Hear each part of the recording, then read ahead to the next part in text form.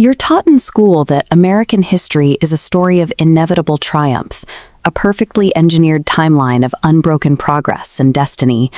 But the truth looks much different. The reality involves banks completely freezing, states aiming cannons at federal troops, and fully armed nuclear torpedoes sitting just 90 miles from the coast of Florida. The United States was never a flawless machine. It is a deeply fragile construct. Its survival has rarely relied on perfect engineering, but rather on makeshift fixes, desperate compromises, and sheer dumb luck. So get comfortable, dim the lights, and let your tension melt away. Let's wander into the times America nearly ceased to exist and explore the hidden mechanics of how the country repeatedly cheated death. Understanding that the entire American system is essentially held together by historical duct tape is the only way to actually comprehend how this nation functions. In the 1780s, economic chaos of a weak federal government led to a genuine crisis in Massachusetts. Crushed under taxes they couldn't pay, Revolutionary War veterans took up arms in Shays' Rebellion, shutting down courts and firing artillery at other Americans. The violence terrified political leaders so badly that they completely scrapped the original Articles of Confederation, discarding a dysfunctional system where states acted like petty rival countries. A century later, the survival mechanism shifted from rewriting constitutions to making cynical backroom deals. The disputed presidential election of 1876 pushed the country back to the edge of conflict, with the results hanging on 3 southern states with competing electoral votes. Disaster was averted through a quiet trade to save the system. Democrats accepted Rutherford B. Hayes as president. In exchange, federal troops were withdrawn from the South, effectively abandoning Black Americans to decades of Jim Crow laws. These early survival tactics were not driven by high ideals. They were morally costly, desperate compromises required to keep the borders intact. When the threat shifted from physical division to economic vaporization, the government developed a different survival tool: absolute brute force. By 1933, the economy was in absolute freefall. Trust had evaporated so entirely that over 9,000 banks collapsed, leaving panicked citizens to literally bury cash in their backyards. President Franklin D. Roosevelt's solution was audaciously direct. He declared a national bank holiday, forcibly shutting down every single bank in the country to manually sort the healthy institutions from the economic zombies.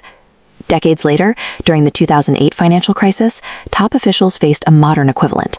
The global financial system was roughly 48 hours away from complete shutdown, a scenario where ATMs might literally stop dispensing cash by the end of the week. To avoid the global payment system freezing, the government intervened. They bought up toxic assets and injected capital directly into failing institutions, essentially forcing the market to survive its own fatal errors. When capitalism attempts to destroy itself, the only effective repair is a massive, rule-breaking override by the federal government. But there are moments when policy and overrides fail entirely. In these instances, global survival relies purely on individual human restraint, or sheer dumb luck. In April 1945, Vice President Harry Truman took over the largest war in human history following FDR's sudden death. He inherited the atomic bomb with zero prior knowledge of its existence.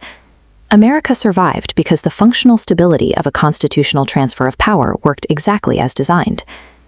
17 years later, the world spent 13 days staring down a nuclear apocalypse. The closest call happened underwater, completely disconnected from Washington's policies, when a Soviet submarine captain believed war had already started. He prepared to launch a nuclear torpedo.